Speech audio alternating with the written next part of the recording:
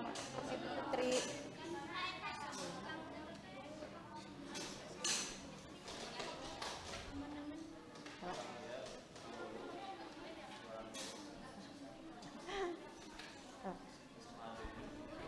Udah sampai. Kelak. Nah kita buka hala tangan. Buka hala ya. Buka hala ya. Nah, Hasan. Ya. Halo, assalamualaikum.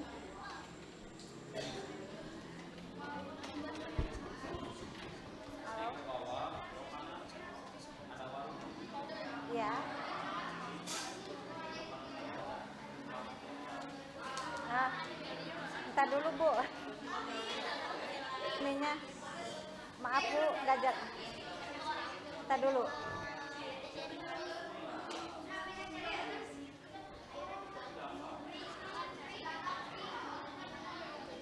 Ya, halo Bu.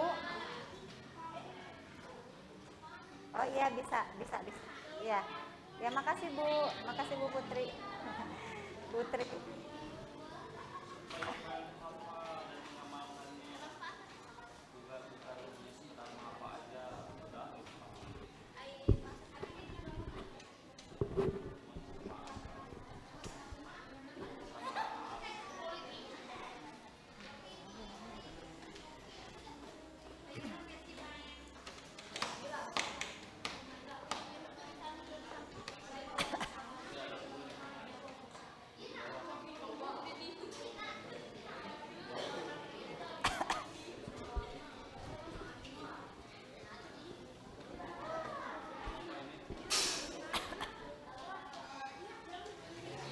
Baik, Pak.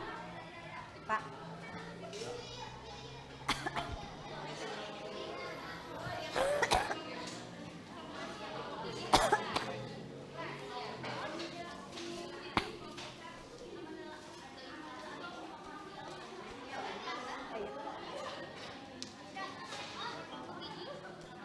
Udah ya. Makanannya disimpan dulu.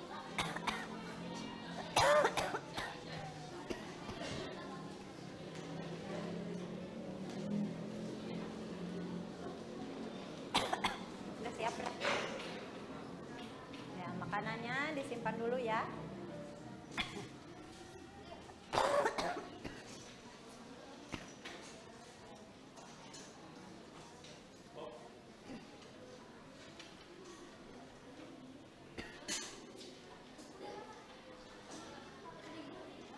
Assalamualaikum warahmatullahi wabarakatuh. Waalaikumsalam warahmatullahi wabarakatuh. Apa kabar kalian? Alhamdulillah. Alhamdulillah ya, dikasih kesehatan. Nah, sekarang yel-yel dulu ya biar semangat ya. Nah, apa kabar MTS Darul Hikam? Alhamdulillah. Badanku, pikiranku, hatiku, Allah Akbar. Belum semangat, Pak. Apa kabar MTS Darul Hikam? Alhamdulillah. Badanku, pikiranku, hatiku, Allah Akbar.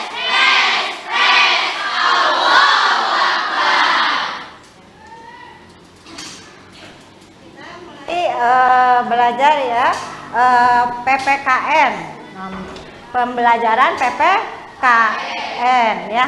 Nanti terlebih dahulu saya akan mengabsen dulu ya hadirnya.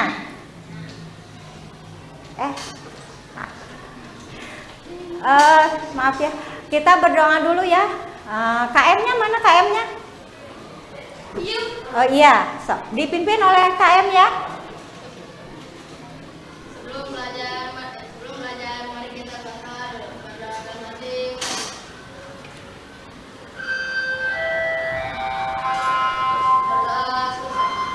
Baiklah, saya akan mengabsen ya. Adila, Alifa, Anissa, Claudia, Delvin, ya. Dena, Denil, Elva, ya. Fardan, Fitri, ya. Hamka, Ani, Hasdiana, ya. Jaki, ya. Ulfi, ya. Rafa,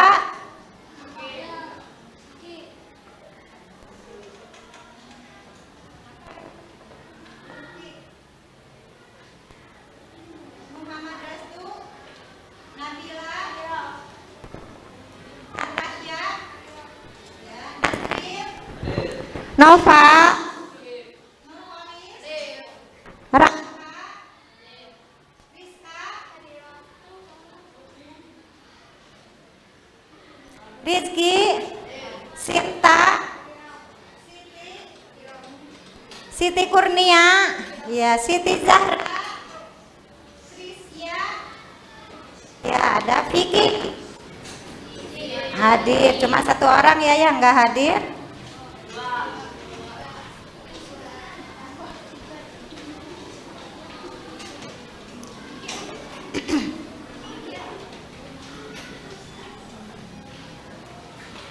Ya, Ibu akan belajar tentang mengenai Undang-Undang Dasar ya, tahun 1945. Kemarin sudah mau dibahas ya?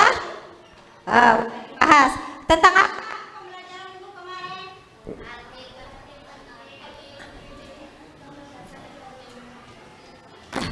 Ya.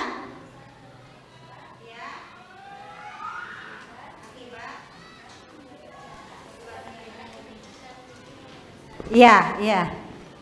Terus siapa lagi yang tahu? Ayo, apa? Siapa? Pembelajaran minggu kemarin yang sudah dipelajari apa? Ayo. Arti penting norma, apalagi? Ayo. Belajar PPKI, terus? Belajar tentang apa lagi? Manfaat undang ya. Di sini ada tujuan pembelajaran untuk hari ini, yaitu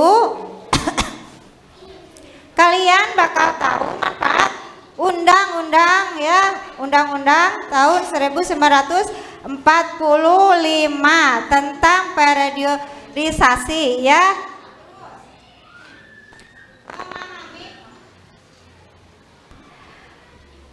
Memahami Undang-Undang Dasar Negara Republik Indonesia tahun 1945 sebagai sumber hukum tertinggi.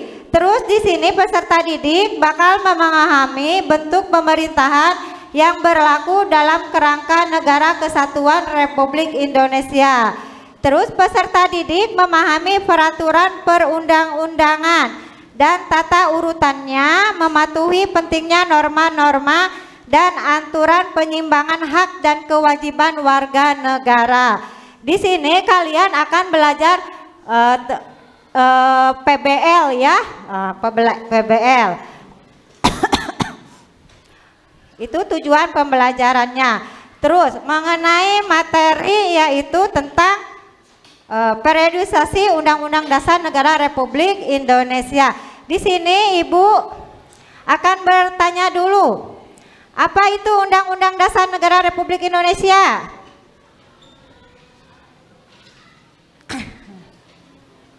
Ya, apa?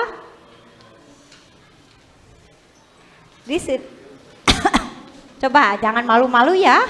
Apa?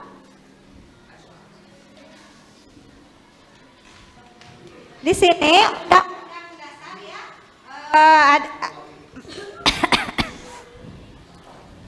Apa tadi? Undang-Undang Dasar, kalian kan sudah belajar ya tentang Undang-Undang Dasar. Apa? Undang-Undang Dasar merupakan hukum dasar tertinggi.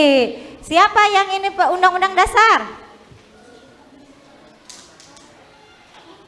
Yang membuat yang ini yang ininya MPR, DPR? MPR. Di sini Ibu akan menerangkan tentang periodisasi Undang-Undang Dasar ya. Di sini ada 4 perubahan ya. Perubahan yaitu amandemen.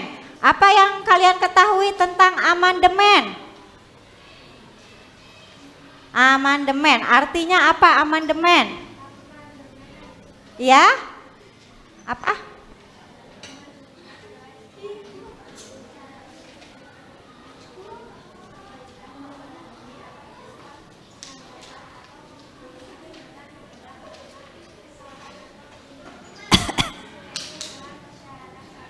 Ya, amandemen itu perubahan tentang untuk kemajuan ya, kemajuan. Di sini amandemen, ada berapa kali perubahan amandemen dalam undang-undang?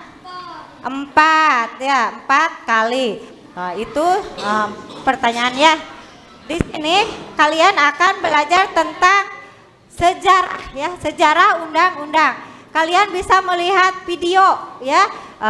Di sini dalam melihat video nanti kalian dicatat apa saja yang terjadi di dalam video nanti ya.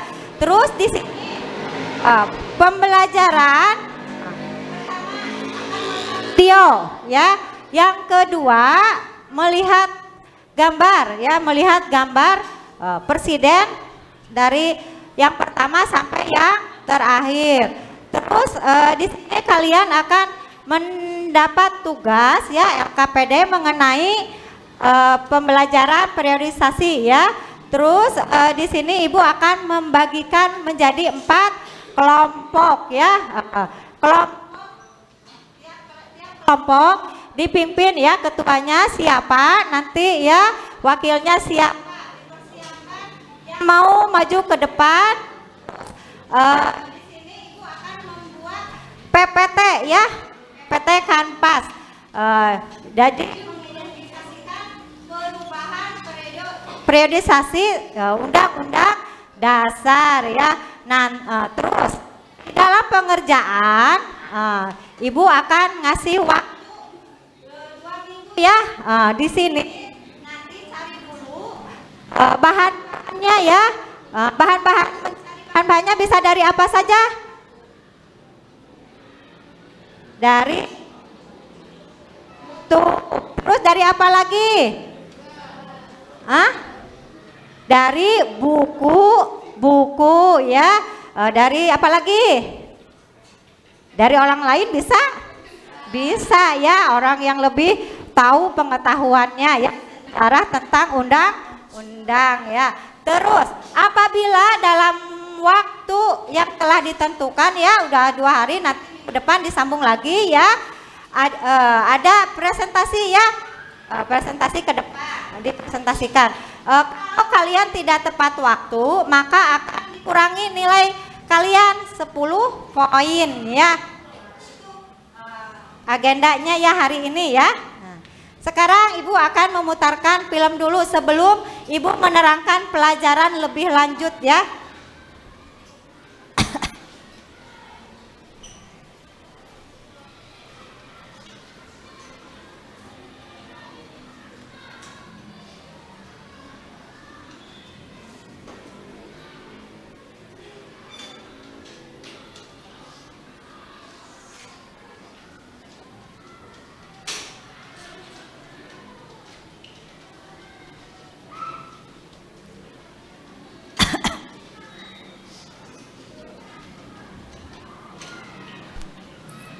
Undang-Undang Dasar 1945 pada faktanya merupakan salah satu faktor penting yang menjadi alasan mengapa negara tidak dapat dengan sekehendaknya untuk mengambil uang Anda, melarang Anda untuk pergi berbelanja, merestriksi Anda untuk menonton televisi, dan hal-hal lainnya.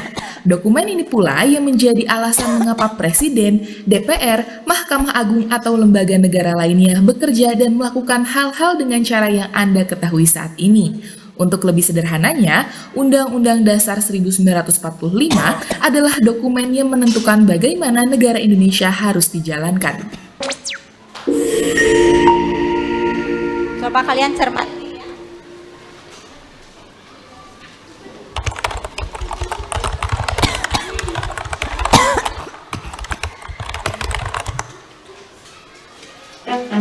Jika Anda tahu, Undang-Undang Dasar 1945 tidak selalu seperti saat ini. Faktanya, dokumen tersebut telah mengalami perubahan sebanyak 4 kali. Kita mengenalnya dengan istilah amandemen atau perubahan Undang-Undang Dasar. Peristiwa reformasi yang terjadi pada tahun 1998 memunculkan tuntutan untuk mendemokratisasi penyelenggaraan negara. Konsekuensi dari tuntutan demokratisasinya adalah dilakukan amandemen Undang-Undang Dasar 1945. Mengapa amandemen konstitusi? Sebagai hukum tertinggi suatu negara, konstitusi atau dalam hal ini adalah Undang-Undang Dasar 1945 memiliki makna yang berbeda dengan hukum pada umumnya. Jika pada umumnya dibentuk oleh negara untuk mengatur rakyat, maka konstitusi adalah aturan yang dibuat oleh rakyat untuk mengatur negara. Sehingga apabila ingin penyelenggaraan negara dijalankan secara demokratis, konstitusinya juga perlu demokratis. Dalam konteks Indonesia, maka amandemen Undang-Undang Dasar 1945 adalah simbol awal baru dan perpisahan dengan sejarah Orde Baru menuju demokratisasi. These basic principles will propel us to a free, non-racial, democratic, united South Africa yang ada dalam film ya. that we have struggled and died for. Nanti disimpulkan ya apa yang ada di dalam video.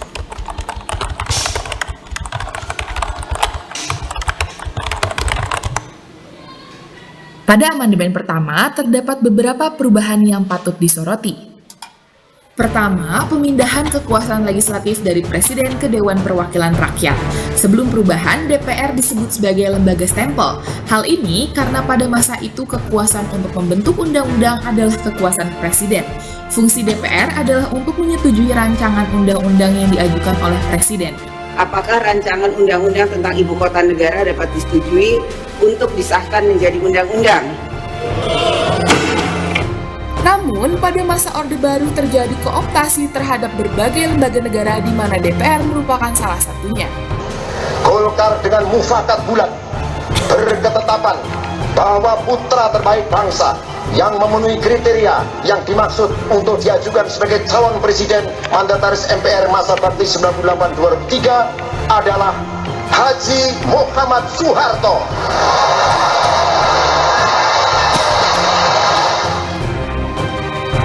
Sehingga meski dapat menolak usulan presiden, namun karena mayoritas orang yang duduk di kursi DPR merupakan orang-orang dari satu faksi yang sama dengan presiden, maka semua undang-undang yang diajukan oleh presiden secara otomatis akan disetujui, seakan-akan DPR hanya melakukan stempel. Berangkat dari persoalan tersebut, para ahli hukum yang terlibat dalam amandemen pertama telah sepakat untuk memindahkan kekuasaan legislatif pada DPR, menghapus mekanisme sebelumnya dan digantikan dengan mekanisme baru, di mana setelah amandemen pertama, semua rancangan undang-undang wajib dibahas dan disetujui bersama oleh DPR dan Presiden. Meskipun begitu, rumusan keikutsertaan presiden dalam pembentukan undang-undang juga menjadi pertanyaan. Mengapa di dalam sistem presidensial, presiden diberikan kewenangan turut serta membentuk undang-undang? Suatu skema yang tidak lazim ada pada sistem presidensial. Kedua, pembatasan masa jabatan presiden. Seperti disinggung sebelumnya, Presiden Soeharto berkuasa selama lebih dari 30 tahun.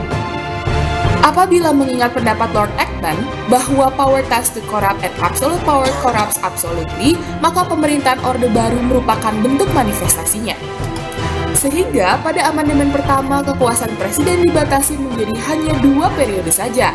Apabila seorang presiden terpilih untuk 5 tahun masa jabatan, ia hanya dapat dipilih kembali untuk 5 tahun berikutnya sebanyak 1 kali.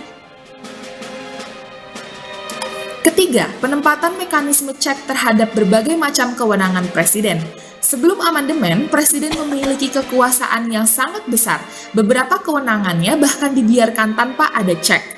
Kewenangan-kewenangan tersebut diantaranya seperti mengangkat duta, konsul, dan pemberian amnesti hingga abolisi.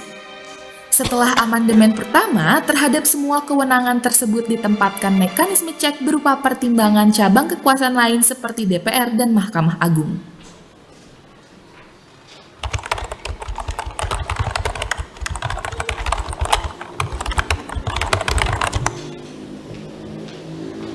Pengaturan hak asasi manusia menjadi penting sebab dalam Undang-Undang Dasar 1945 sebelum amandemen tidak ada pengaturan yang memadai.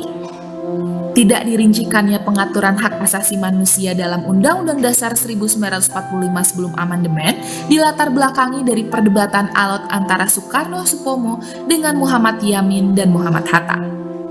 Menurut Soekarno, Indonesia haruslah dibangun sebagai negara kekeluargaan. Pidatonya di hadapan sidang kedua BPUPK pada pagi 15 Juli 1945 pada pokoknya menjelaskan bahwa HAM berasal dari cara berpikir yang liberal dan individualistik, di mana konsep tersebut menempatkan warga negara berhadapan dengan negara, sehingga bertentangan dengan paham kekeluargaan, tolong-menolong, gotong royong, dan keadilan sosial yang dianut oleh Indonesia.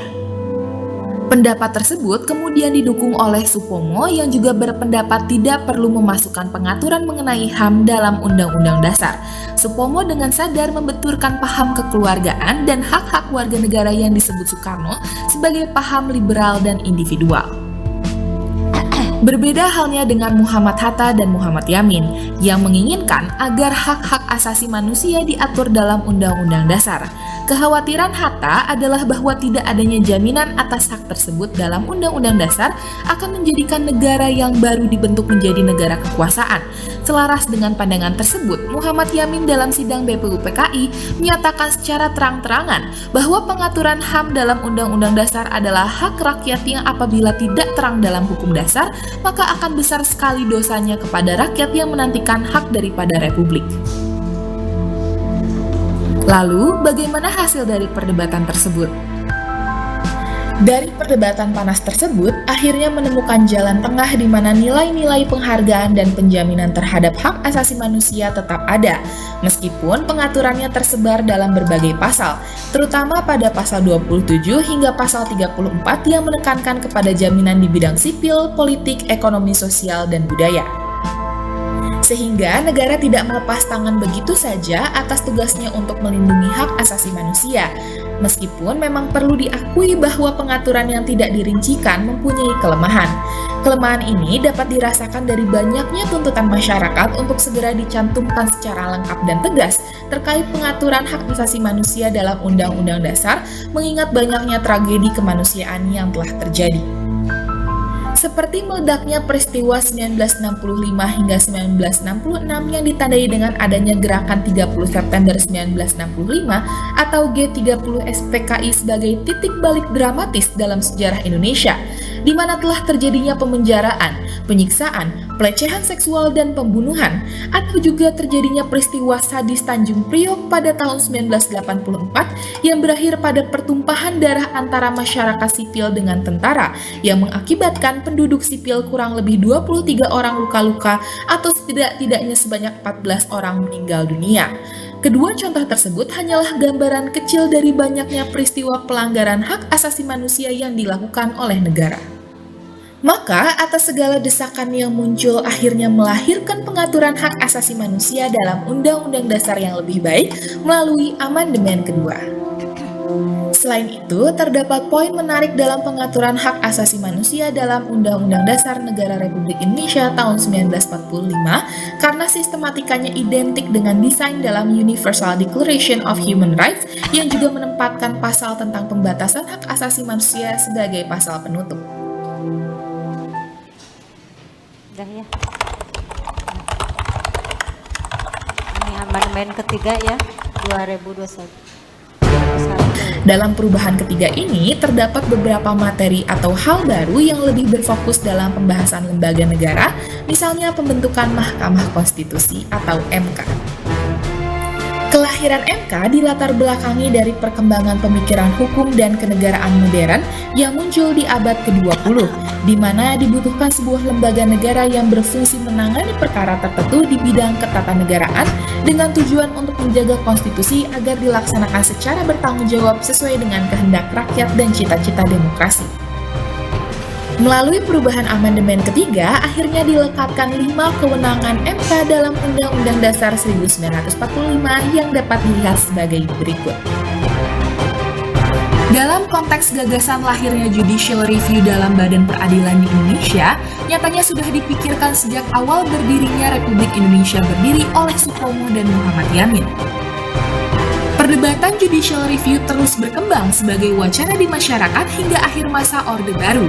Pada masa Orde Baru, konsep judicial review dicoba dirintis dan diakomodasi dalam berbagai peraturan perundang-undangan seperti dalam Undang-Undang Nomor 14 Tahun 1970 tentang ketentuan-ketentuan pokok kekuasaan kehakiman, pada TAP MPR tentang kedudukan dan hubungan tata kerja lembaga tertinggi negara dengan atau antar lembaga-lembaga tinggi negara, Undang-Undang Nomor 14 Tahun 1985 tentang Mahkamah Agung. Namun semuanya masih jauh dari memadai karena hanya mengatur tentang uji materi peraturan perundang-undangan di bawah undang-undang, sehingga dibutuhkan adanya lembaga yang dapat menjadi pengawal dan sekaligus penafsir terhadap Undang-Undang Dasar melalui putusan-putusannya. Kemudian, dalam amandemen ketiga juga terdapat peristiwa monumental, di mana Majelis Permusyawaratan Rakyat atau MPR tidak lagi menjadi lembaga tertinggi negara, yang berarti MPR memiliki kedudukan yang sejajar dengan lembaga tinggi negara lainnya. Terjadinya reposisi MPR dimaksudkan guna mengimplementasikan prinsip checks and balances dalam penyelenggaraan negara yang lebih baik. Adapun dalam amandemen ini juga terlihat adanya pengembangan kelembagaan dalam cabang kekuasaan legislatif yang mengarah kepada desain dua kamar atau bikameral yang ditandakan dengan terbentuknya Dewan Perwakilan Daerah atau DPD sebagai perwakilan daerah di tingkat nasional atau teritori representatif dan menjadikan MPR sebagai nama forum persidangan bersama di antara DPR dan DPD. Terbentuknya DPD merupakan respons terhadap sistem utusan golongan dan utusan daerah yang tidak demokratis serta tidak bisa memperjuangkan kepentingan daerah secara utuh di tataran nasional. Oleh karenanya, pembentukan DPD dimaksudkan sebagai berikut. Dengan demikian, hal tersebut berkonsekuensi terhadap cara pemilihannya yang harus lebih demokratis dan representatif, serta calon anggota DPD tidak boleh terafiliasi dengan partai politik manapun guna menjamin keterwakilan daerah di tingkat nasional. Namun sayangnya, dalam hal kewenangan sebagai badan legislatif, perancang Undang-Undang Dasar dinilai bertindak setengah hati karena DPD mempunyai kekuasaan yang sangat terbatas dan lemah bila dibandingkan dengan DPR. Misalnya dalam hal pembentukan undang-undang, kewenangan DPD hanya berkisar pada usulan dalam rancangan undang-undang atau RUU yang hanya dalam permasalahan otonomi daerah, sementara itu peran DPR sangatlah kuat.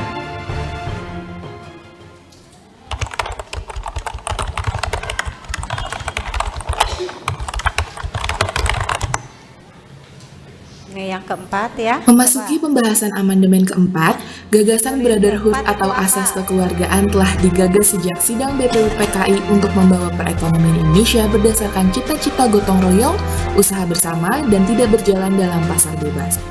Keberadaan tersebut memberikan ciri sosialisme yang mengutamakan kemakmuran rakyat dan kepentingan bersama. Penyelenggaraan perekonomian menjadi sentralistik di mana segala cabang produksi yang menguasai banyak orang dimiliki 100% oleh BUMN. Dengan adanya perubahan keempat, penyelenggaraan perekonomian memiliki gagasan baru yakni didasarkan pada demokrasi ekonomi serta efisiensi keadilan. Akibatnya, seluruh cabang produksi yang menguasai hajat orang banyak tidak terpaut dikelola oleh BUMN saja.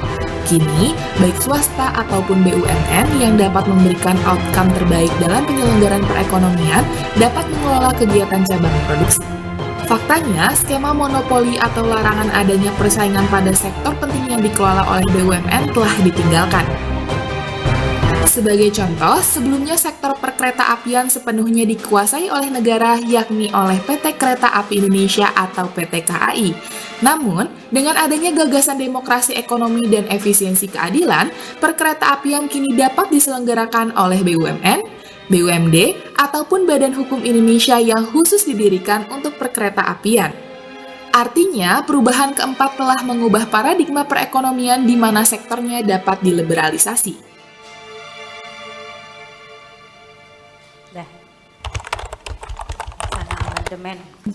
Pasca perubahan keempat di tahun 2002, nyatanya wacana untuk melakukan amandemen Undang-Undang Dasar terus bergulir. Kali ini, pemerintah tengah mengkaji pokok-pokok haluan negara atau PPHN dengan payung hukum TAP MPR yang artinya kewenangan untuk menetapkan PPHN akan diberikan kembali kepada MPR. Hak untuk menetapkan reformulasi model pembangunan gaya GBHN kalau bisa dijalankan kembali. Nah, itu sebabnya muncul pemikiran agar MPR kembali memperoleh kewenangan untuk menetapkan GBHN itu. Adapun dalam perkembangannya, usulan amandemen kelima sejatinya tidak hanya berkutat pada gagasan PPHN saja, melainkan perlu juga diketahui bahwa Dewan Perwakilan Daerah secara resmi telah membuat tim khusus untuk mengolah usulan lain, seperti perluasan kewenangan MPR untuk kembali berperan dalam memilih presiden, penataan kewenangan DPD, perpanjangan periode masa jabatan presiden atau wakil presiden menjadi 3 periode, dan penambahan kewenangan MPR untuk menyusun garis-garis besar haluan negara untuk dijalankan oleh presiden. Atas munculnya gagasan-gagasan tersebut tentunya sangat menakutkan karena merupakan pertanda dari mundurnya demokrasi di Indonesia. Bahkan berdasarkan survei yang diadakan oleh Fixpol, tercatat 57,7% masyarakat Indonesia tidak setuju terkait rencana amandemen kelima Undang-Undang Dasar Negara Republik Indonesia tahun 1945 yang disebabkan oleh selain merusak bangunan demokrasi, usulan tersebut dinilai tidak melalui proses deliberasi dengan masyarakat sebagai konstituen secara baik, mengingat wacana amandemen kelima ini mencapai puncak pembahasan ketika Indonesia sedang mengalami kondisi darurat kesehatan yang disebabkan oleh pandemi COVID-19. Demikian sejarah amandemen Undang-Undang Dasar 1945. Jangan lupa untuk like video ini dan subscribe channel. Itu ya pembelajaran tentang sejarah. Gimana kalian? Sudah mencatatnya? Tentang apa aja yang tadi dalam video? Amandemen. Terus?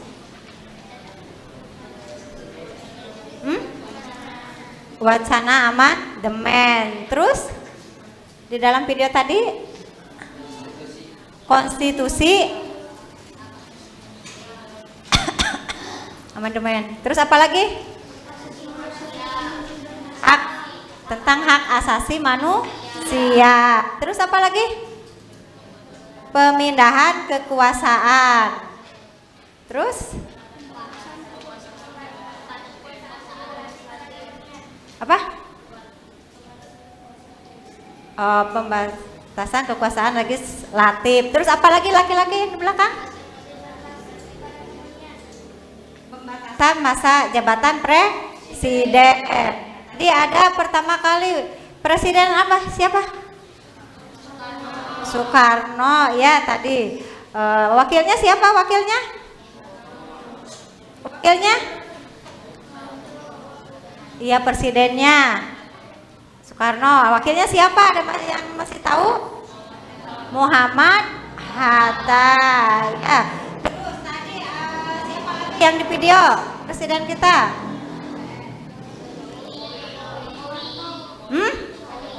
Jokowi itu yang ngetren di sekarang ya. Pertamanya udah Soekarno siapa tadi? Iya, Soeharto ya masih ingat. Nah, presiden keberapa Soeharto? Tadi siapa? Kedua ya.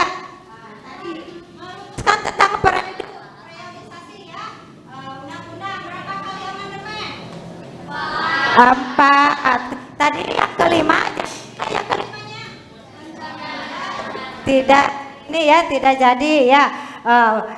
Pemberlakuan Undang-Undang Dasar itu yang keberapa? Pemberlakuan Undang-Undang Dasar amandemen ke-1 ya. Iya ke-1. Tentang apa? Setiap warga negara mematuhi hukum dan menjadi sebuah landasan hukum. Landasan hukum yang apa? Tertinggi ya. Jadi landasan hukum kita adalah undang-undang ya yang tertinggi. Terus yang kedua tentang apa yang kedua? Konstitusi RIS ya tentang apa? Hak asasi manusia ya.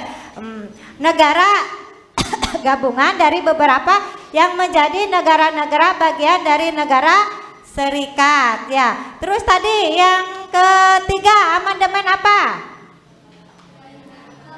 Konstitusi RIS ya. Konstitusi RIS tahun berapa?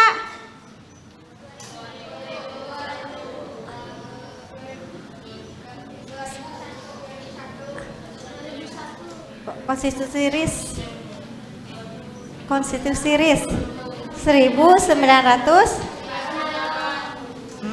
Itu yang kedua ya, yang kedua. Yang ketiga UU ya, UUDS tahun berapa? Iya 50. Ada yang tahu apa itu UUDS? Apa? UUDS itu apa? Undang-undang Dasar Sementara ya, Undang-Undang Dasar Sementara. Itu amandemen keberapa? Ketiga ya, itu amandemen ketiga. Yaitu alasannya kemunculannya penggunaan UUDS adanya ketidakpahaman antara Republik Indonesia dengan negara-negara daerah binaan Belanda ya. Jadi ada ketidakpahaman. Sekarang yang keempat apa? Kembalinya lagi Undang-Undang Dasar Negara Republik Indonesia tahun 1945. Karena apa? Karena kembali lagi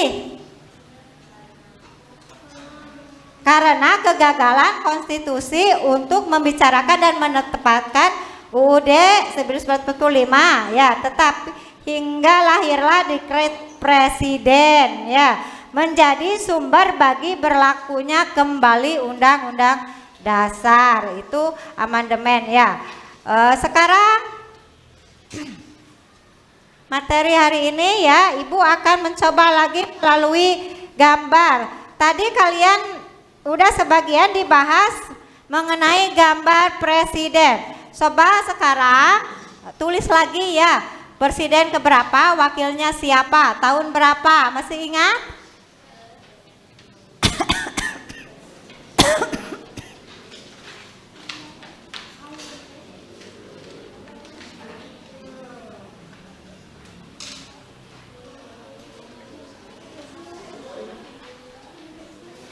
Sok, siapkan bukunya, pensilnya untuk mencatat ya.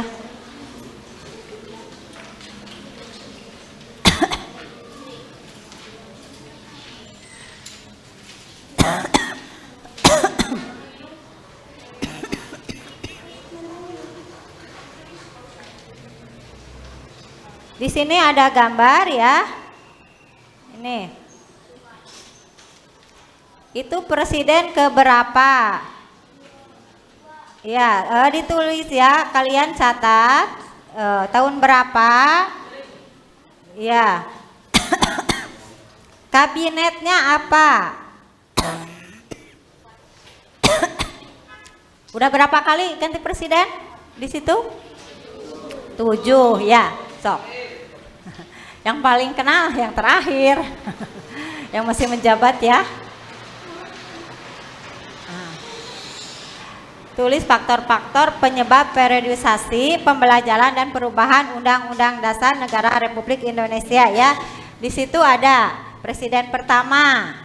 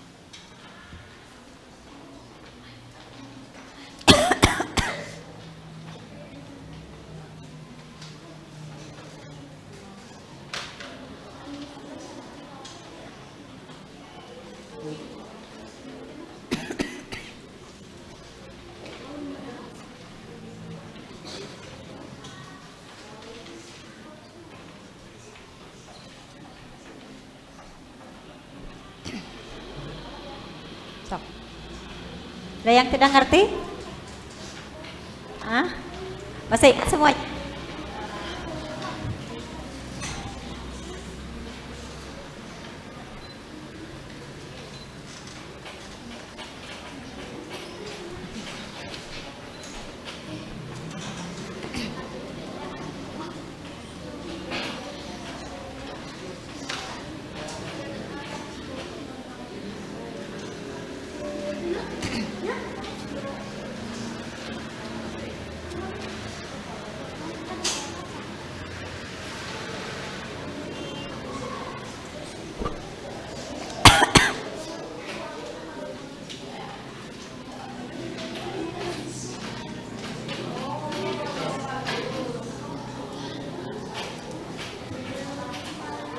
Ada yang udah?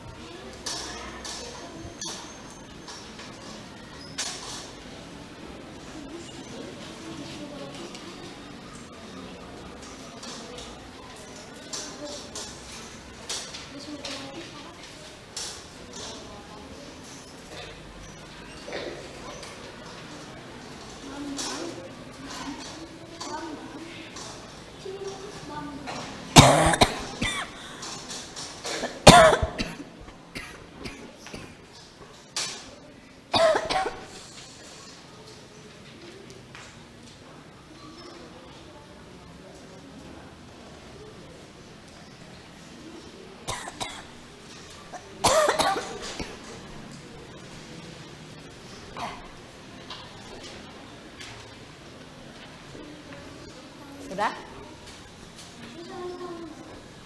Ya, kalau bisa sama tahunnya. Tahun ke berapa sampai ke berapa ya?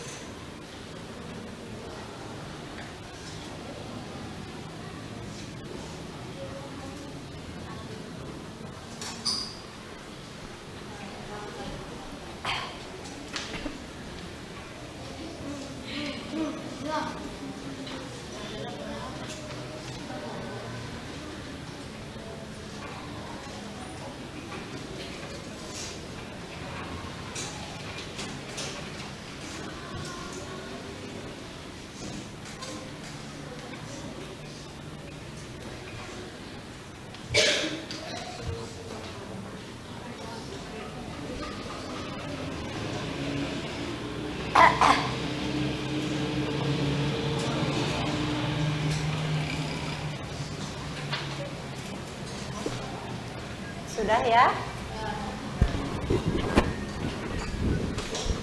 Coba nanti yang tadi ditulis dikumpulkan ya sesudah pulang ini ya dikumpulkannya.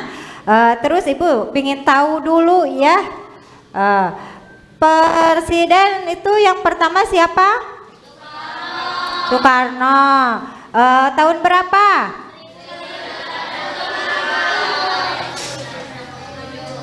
Iya, wakil presidennya Muhammad Hatta. Apa kabinetnya? Kabinet presiden pertama. Apa? Enggak, kabinetnya mengenai apa? Iya, ensiklopedia bebas. Sekarang presiden yang kedua siapa? Soeharto. Pada tahun berapa? Nah, sampai 1998. Wakilnya siapa? Wakilnya Muhammad Hatta. Ada ini ya, ada 2 ya waktu Presiden Soeharto. Kabinetnya tentang apa? Pemerintahan. Sekarang yang ketiga, siapa? B.J. Habibie. Tahun berapa? Ya, sampai dengan 2001 ya. 1999. Reformasi apa ini? B.J. Habibie. Reformasi ya. Di sini waktu B.J. Habibie ada peristiwa besar, yaitu apa? Negara Timur ya, tidak menjadi bagian negara Republik Indonesia. Terus sekarang siapa lagi? Abdurrahman Wahid. Kemarin wakilnya siapa? Wakilnya? Wakil presidennya siapa? Iya, Megawati ya. Pada tahun keberapa?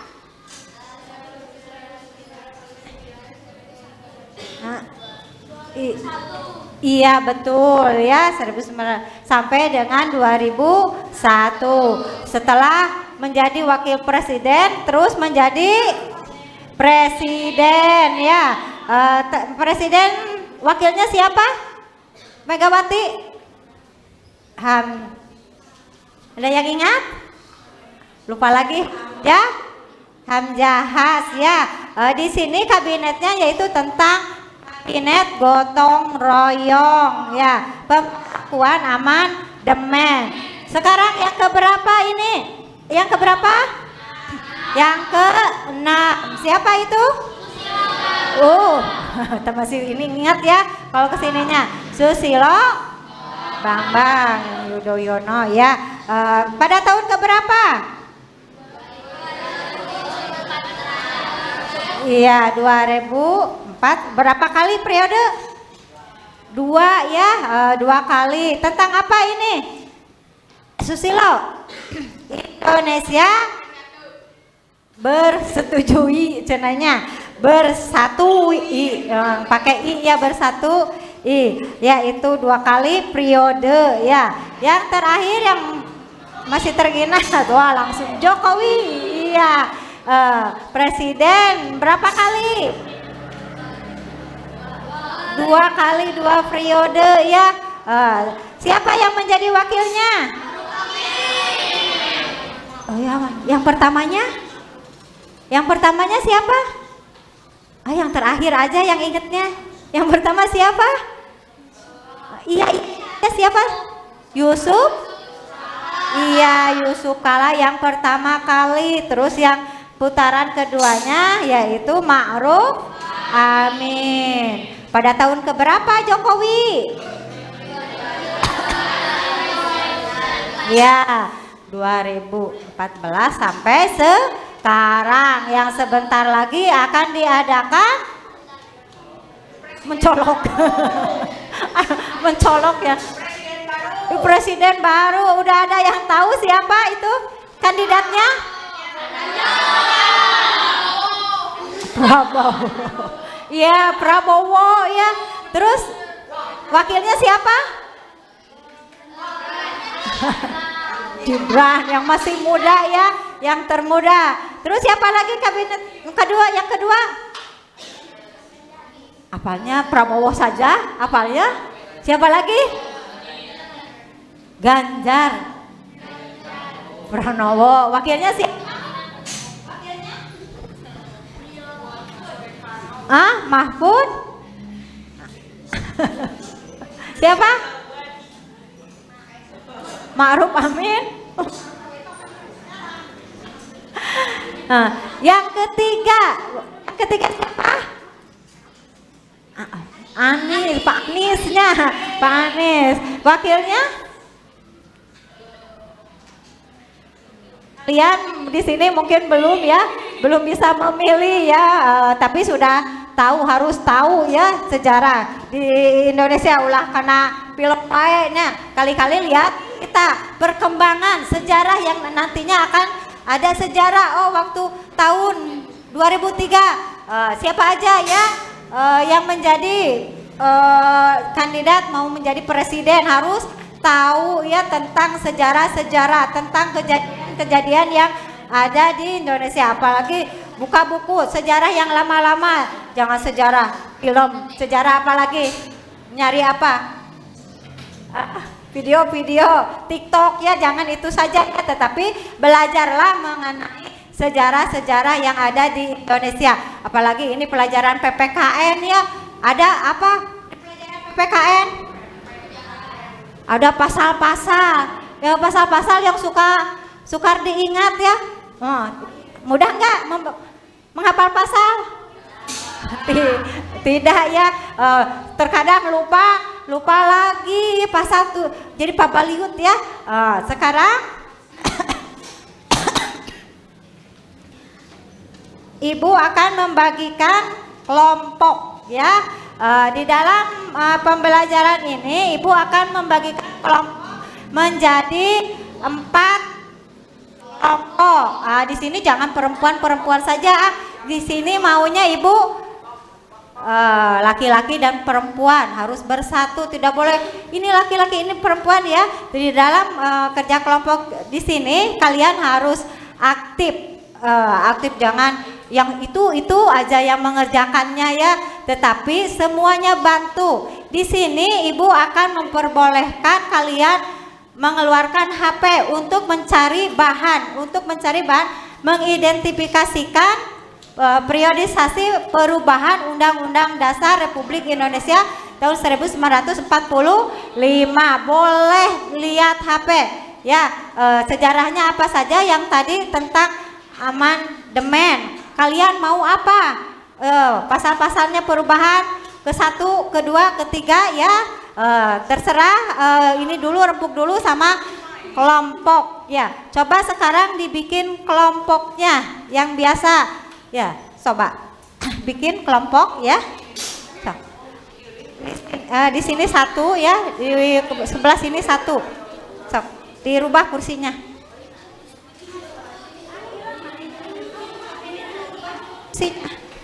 Nah, ini menghadap, ini kelompoknya mana aja? Sok, kelompoknya mana saja? Kelompoknya. Iya, yang kemarin sudah dibagikan ya, menghadap ya, begitu. Iya, sok.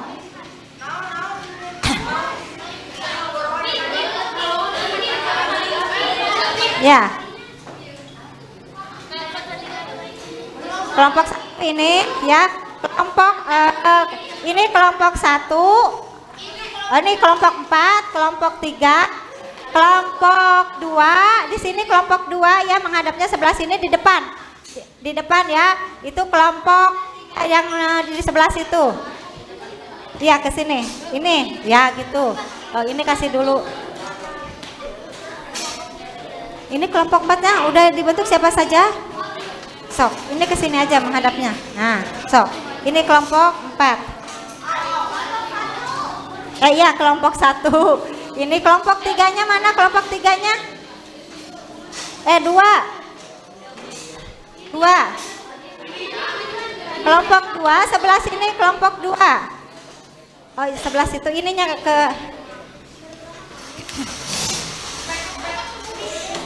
nah, sini, gini ya. Nah, ini ya, situ. Ini ke sini. Terus ini kelompok berapa? Kelompok 1 ini? Oh, masih ke sini. Ini kelompok 3-nya segini. Iya, kelompok 2 nak. Udah. Ini kelompok 2 sebelah sini ya. Ini kelompok berapa ini? Kelompok 3 berhadapan. Ini berhadapan. Oh, ini kelompok 4. Berhadapan bergabung sama kelompok 4 tuh di sebelah situ.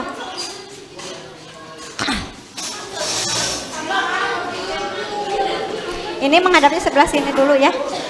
Nah, itu jangan dulu dikerjakan ya. Nanti Ibu akan membagikan LKPD-nya ya. Nah, nanti ini cari dulu bahan-bahannya ya. Sok. Ini kelompok 3 ya.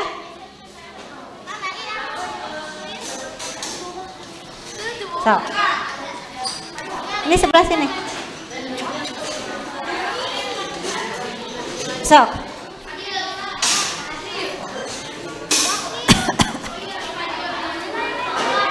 Di sini Ibu akan membagikan LKPD-nya ya, lembar kerja siswanya nanti dipelajari ya.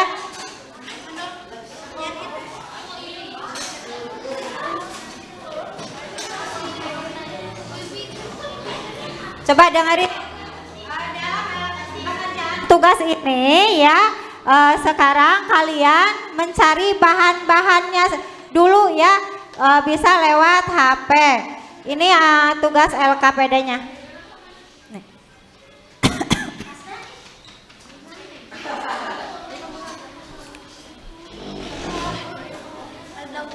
Coba kalian baca, teliti lagi apa yang ada di dalam LKPD. Sok, boleh dikeluarkan HP-nya. Cari bahan-bahan buat materi kalian. Maunya tentang apa? Sok, ini dulu, baca dulu LKPD-nya.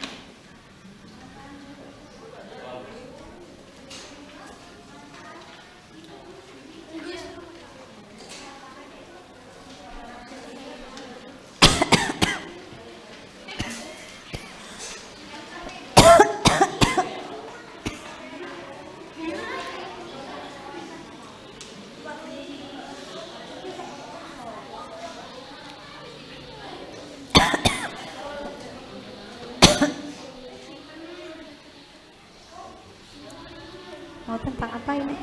Kelompok 4? Oh, mengidentifikasikan perubahan. Ya, berarti ini mengenai pasal-pasal ya.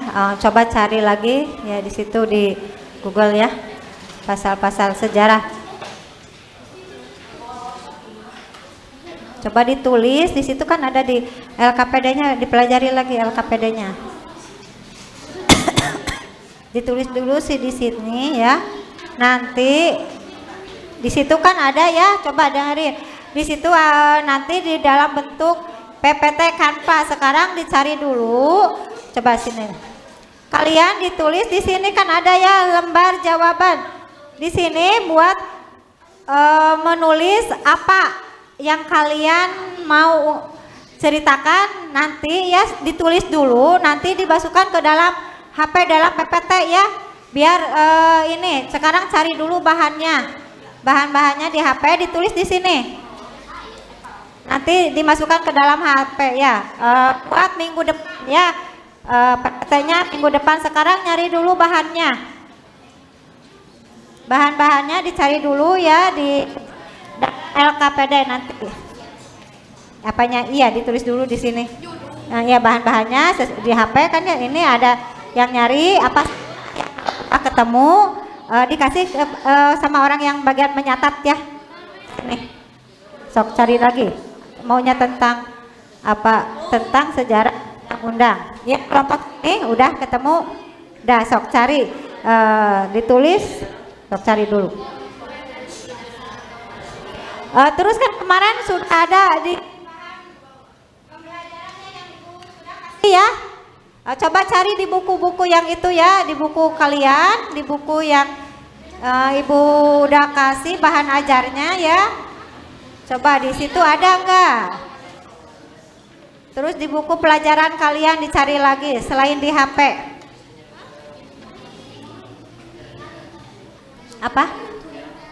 Di buku itu buku paketnya ada. Terus tadi bahan ajar yang itu tuh, yang bahan ajar yang dibagikan ada di situ kan?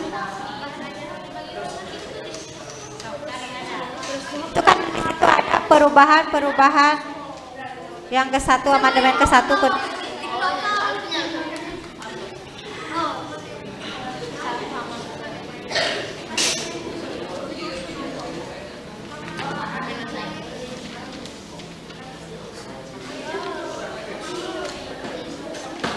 yang mencari di HP HP ya.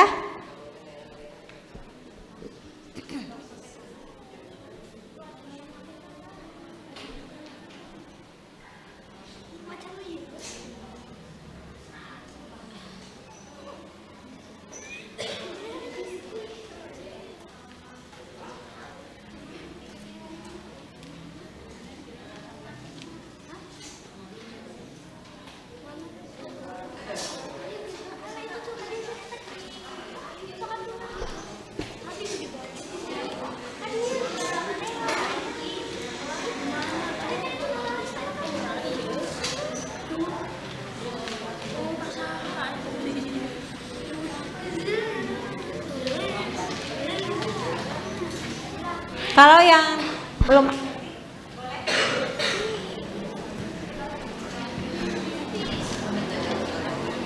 apa? Ya bahan-bahannya. Jadi kalian dapat apa dari HP? Maunya apa dulu itunya pembelajarannya? Mau menganalikan amandemen keberapa? Tadi kan identifikasi ya tentang pasal-pasalnya, tulis di sini. Nanti dimasukkan ke dalam PPT Kanpa ya, diketik lagi. Iya. Sekarang ini dulu bahan-bahannya dulu. Sok.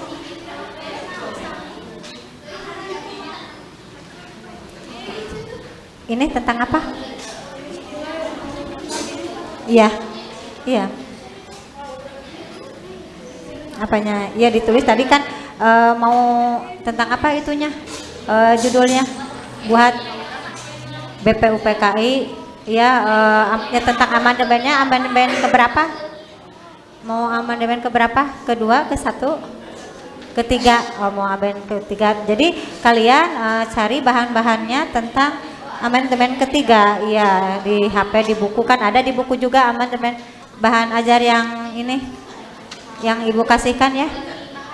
Ya tinggal dicari tentang amandemen ketiga itu apa saja, ditulis dulu biar nantinya ini.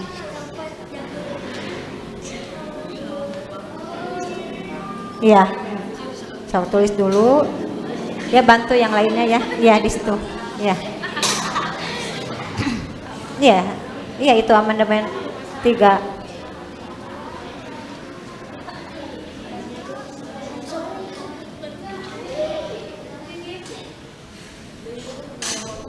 Yang kelompok 2 tentang apa? Kelompok 2 amandemen ke-2 ya. Udah ketemu ini bahan-bahannya, lagi dicari ya. Bisa dicari di mana biasanya? Di Google. Terus bahannya di YouTube, terus di buku ya. Sok coba cari, ada di situ di buku amandemen kedua.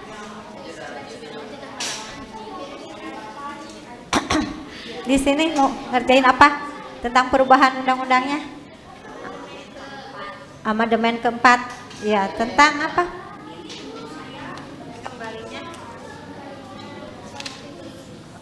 Kembalinya amandemen keempat. Apa? Kembalinya undang-undang dasar ya. Ketemu ada, carinya di mana itu cari? Di buku, di YouTube, terus di Google. Ya terus udah ada ketemu di YouTube-nya. Ya itu tentang itu aja, cari amandemen keempat. Tentang apa? Dituangkan, ditulis salah seorang nulis ya. Ditulis dulu sebelum dimasukkan ke dalam PPT Kanpanya ya. Dok, kerjasama ya. Oh, kamu nggak bawa HP ya? Nggak bawa HP boleh di buku dibuka ya. Cari bahan yang amandemen ke, ya, amandemen ke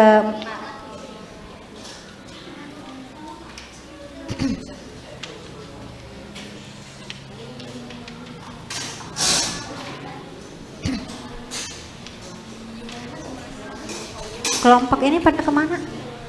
Ya, tentang perubahan. Iya. Kira-kira di situ apa? Yang kedua?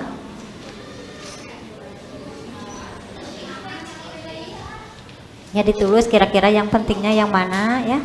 Oh enggak, yang pentingnya. Terus cari lagi di yang lainnya. Enggak satu aja ya.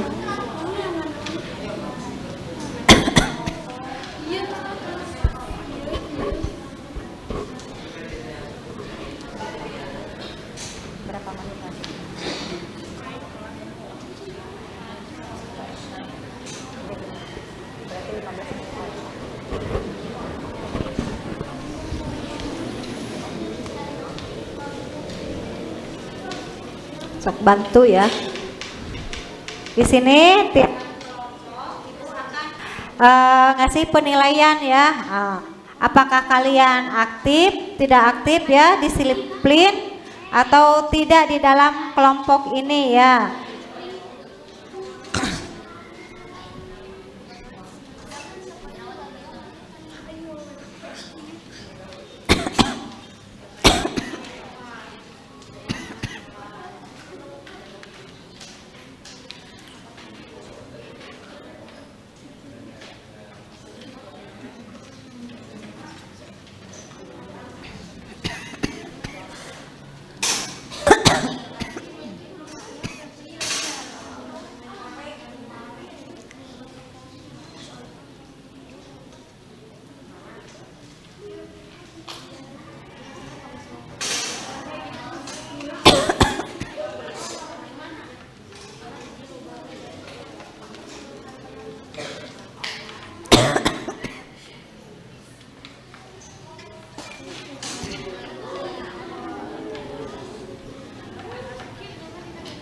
Coba perhatikan ya, di sini ada penilaian tentang kedisiplinan. Tiap kelompok disiplin atau tidak, nanti satu orang ya. Terus di sini kalian bertanggung jawab tidak dalam melaksanakan tugas ya, dalam melaksanakan tugasnya. Bertanggung jawab sama teman-temannya. Terus toleran yang dinilai, gotong royong. Nah, ini yang terutama kerjasama. Terus aspek mandiri itu penilaian buat tiap-tiap kelompok per orang ya, tiap-tiap kelompok. Terus responsif, proaktif,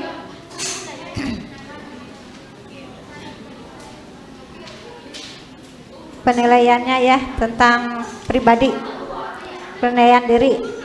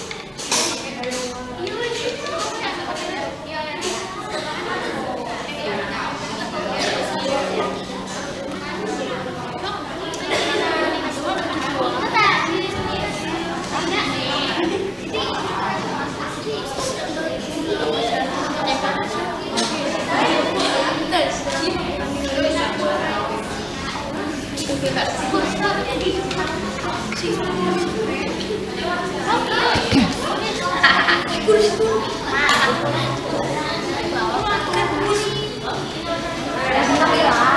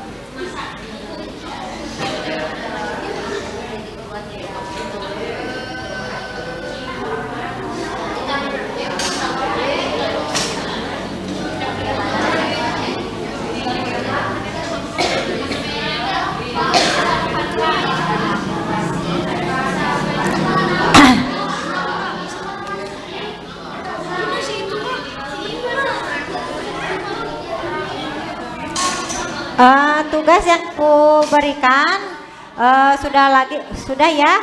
Nanti dilanjut per kelompoknya ya. Buat minggu depan dilanjut lagi ya. Sekarang sudah dulu Ibu. Coba besok harus ini ya, harus udah selesai. Nanti dipelajari lagi di sini. Di rumah juga ya, di rumah dipelajari lagi bahan-bahannya. Nanti di sini akan langsung dimasukkan PPT-nya di sini ya. Jadi tidak di rumahnya mencari, mengidentifikasikan perubahan undang-undang yang kalian mau muat di PPT ya, dicari lagi. Dikasih waktu 1 minggu buat mengerjakannya ya sepulang sekolah.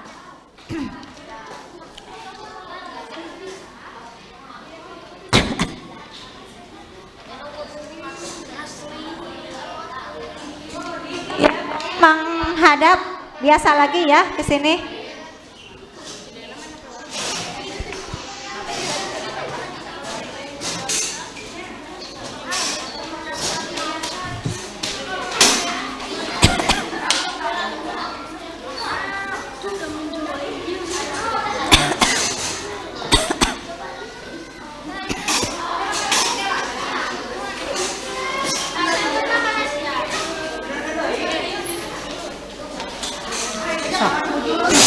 Tinggal sok balik lagi, ini udah dulu ya.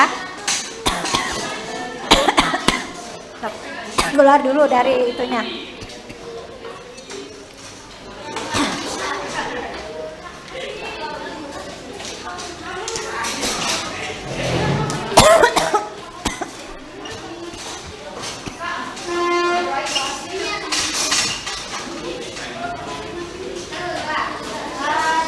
Pembelajaran ini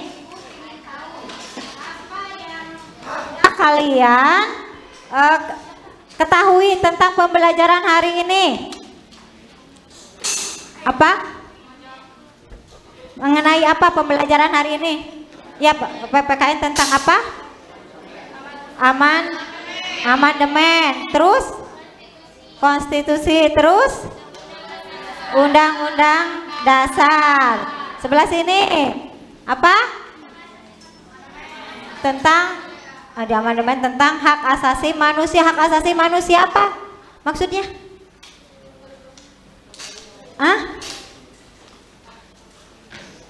Tentang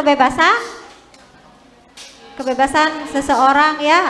Jadi tidak terkekang ya seseorang. Jadi hak asasinya manusia boleh mengeluarkan pendapat ya. Terus apa lagi? Undang dasar sementara. Sering disebut apa undang-undang dasar sementara? Sekarang Ibu ingin tahu ya pembelajaran tentang hari ini. Ibu akan membagikan tugas refleksi ya. Apakah kalian sudah ini tahu apa enggaknya ya? Ini tolong dibagikan. Dalam tugas ini kalian hanya menggaris bawah yang pertama amandemen, yang pertama apa, keempat apa ya, digaris aja. Coba ini dibagikan ya. Coba kan narik garis ya. Amandemen pertama apa, kedua, ketiga, keempat. Betul, masih ingat yang tadi dipelajari?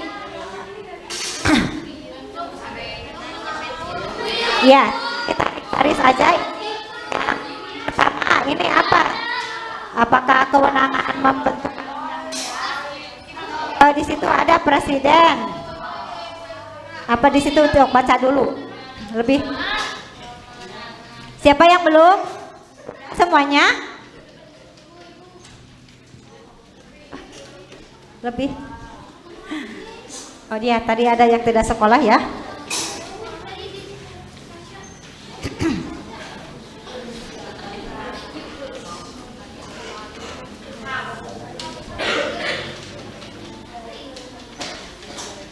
Itu tentang amandemen ke-1, ke-2, ke-3, ke-4 ya.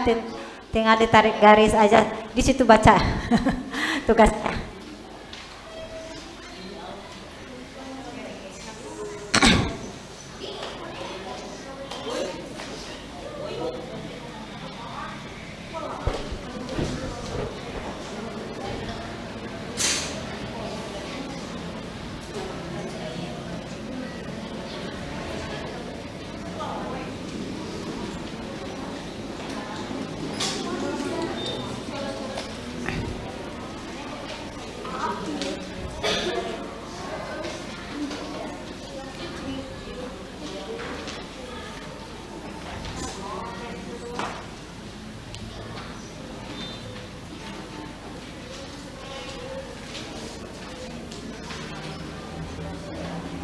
Iya.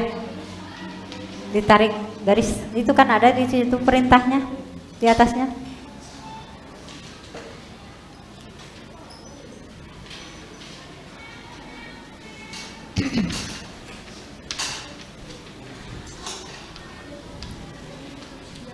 Tadi sudah ada di video, sudah ada di buku yang Ibu bagikan, kan ada ya.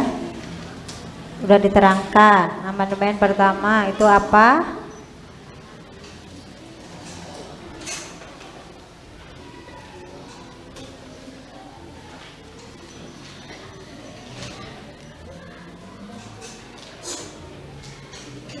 Dikasih waktu 5 menit ya. Kasih waktu 5 menit buat mengerjakannya.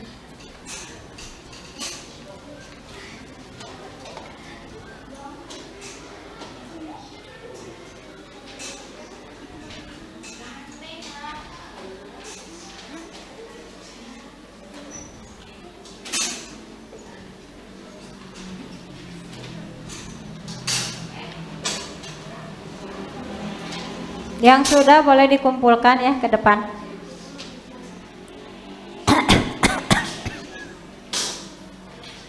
Atau ini disatuin sama yang lainnya.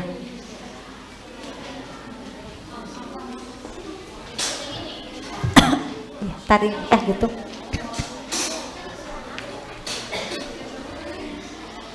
Iya, sok.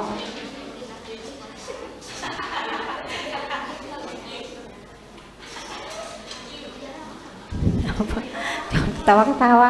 Bisa nggak ketawa teh? Sok, tinggal ditarik garis. Apa? Iya betul gitu. Sok.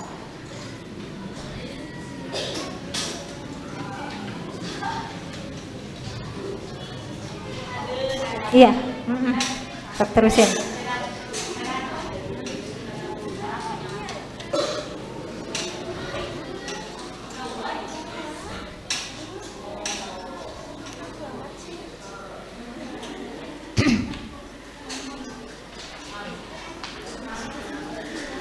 Udah ya, dikumpulkan ya sebisanya, dikumpulkan saja.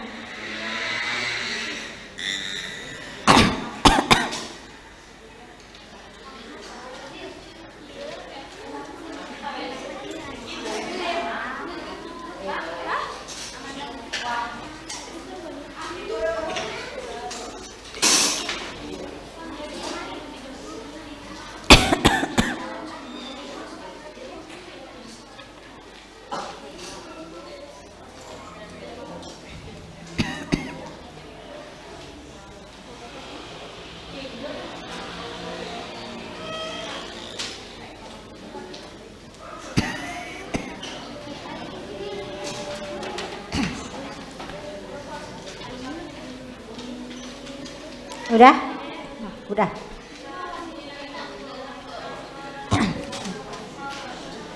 Sok yang lain sebelah situ disatuin aja ya. Sok sini.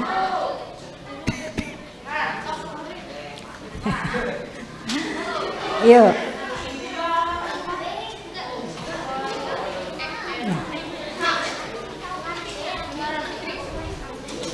Ya makasih. Iya.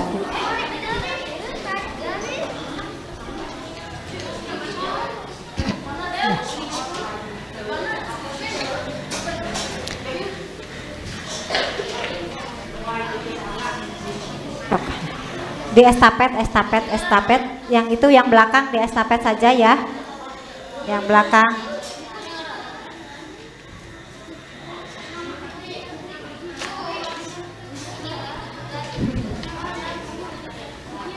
Ya nanti ketahuan ada cuman satu orang. Daya yang sebelah situ di estafet ya.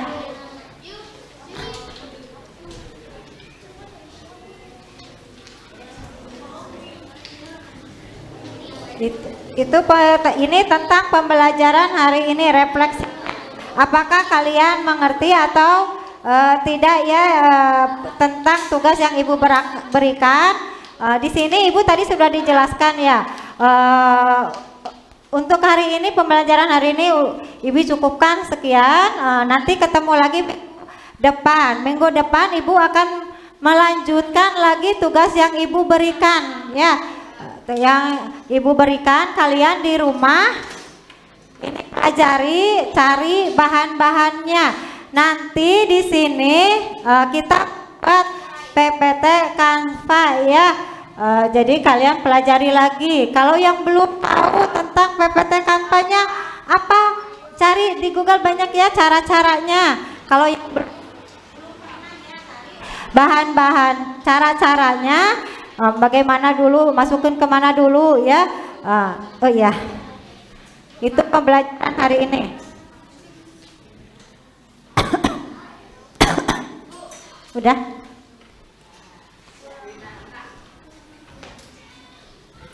Nanti di pembelajaran minggu nanti siapkan siapa yang mau memegang laptop, ya. Siapa yang mau ya membacakan hasil proyek, ya, hasil proyek yang kalian teliti. Mungkin 2 orang persiapkan. Yang lainnya yang tidak kebagian, jangan hanya dengan teman tapi membantu temannya. Di dalam presentasi nanti kalian akan menanyakan, ya, bersama kelompok yang ke depan, dan yang kelompok di depan maju ke depan. Itu cara-cara presentasi nanti. Wassalamualaikum warahmatullahi wabarakatuh, ya.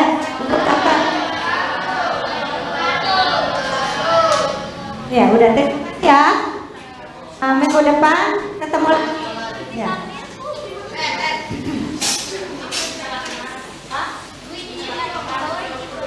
Ya, yang boleh istirahat.